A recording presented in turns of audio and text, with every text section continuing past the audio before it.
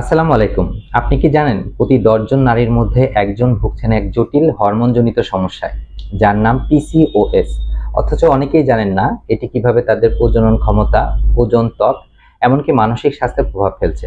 Polycystic ovarian syndrome, অনেকেই এটাকে বলে থাকে পিসিওডি। আবার অনেকেই শুধু বলেন যে আমার পলিসিস্টিক ওভারি আছে। অর্থাৎ প্রত্যেকটা জিনিস কিন্তু একেকটা থেকে কিছুটা আলাদা।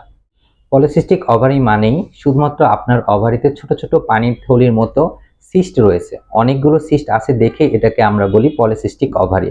কিন্তু সেটার সাথে যদি আপনার শারীরিক সমস্যাগুলো যুক্ত হয়, তখন সেটাকে আমরা বলি পলিসিস্টিক ওভারিয়ান সিনড্রোম বা পলিসিস্টিক ওভারিয়ান ডিজিজ।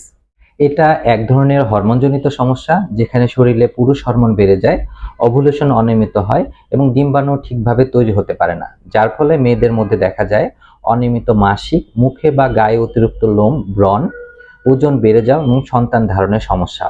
এই রোগের পিছনে কারণগুলো বেশ জটিল।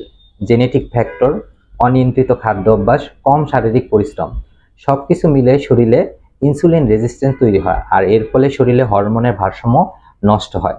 আর সবচেয়ে চিন্তার বিষয়, পিসিওএস থাকলে ভবিষ্যতে ডায়াবেটিস, বন্ধ্যাত্ব, এমনকি হৃদরোগের ঝুঁকি বেড়ে যায়। পিসিওএস নির্ণয়ের জন্য আমরা একটি সিস্টেমেটিক অ্যাপ্রোচ অনুসরণ করি। প্রথমে রোগীর শারীরিক অবস্থা মূল্যায়ন করি, বিশেষ করে ব্রণ, অবাঞ্ছিত লোম, ওজন বেড়ে যাওয়া, চুল পড়া, এসব পর্যবেক্ষণ করি। এরপর প্রয়োজন অনুযায়ী রক্তের সুগারের মাত্রা, কোলেস্টেরলের মাত্রা, এফএসএস ও এলএস এর ভারসাম্য নির্ণয় করে দেখি। সবচেয়ে গুরুত্বপূর্ণ বিষয় হচ্ছে আল্ট্রাসাউন্ড। এতে আমরা ডিম্বাশয়ে ছোট ছোট অনেক ফলিকল আছে কিনা বা ডিম্বাশয়ের আকারে বড় হয়ে গেছে কিনা এগুলো পর্যবেক্ষণ করি। পিসিওএস একটি দীর্ঘমেয়াদী হরমোনজনিত সমস্যা হলেও এর নিয়ন্ত্রণ করা পুরোপুরি সম্ভব। সময়মতো সঠিক মূল্যায়ন, জীবনযাত্রার পরিবর্তন এবং চিকিৎসকের নিয়মিত ফলো আপ, এই কয়েকটি পদক্ষেপই রোগীর ভবিষ্যৎ জটিলতা বহুল অংশে কমিয়ে দিতে পারে।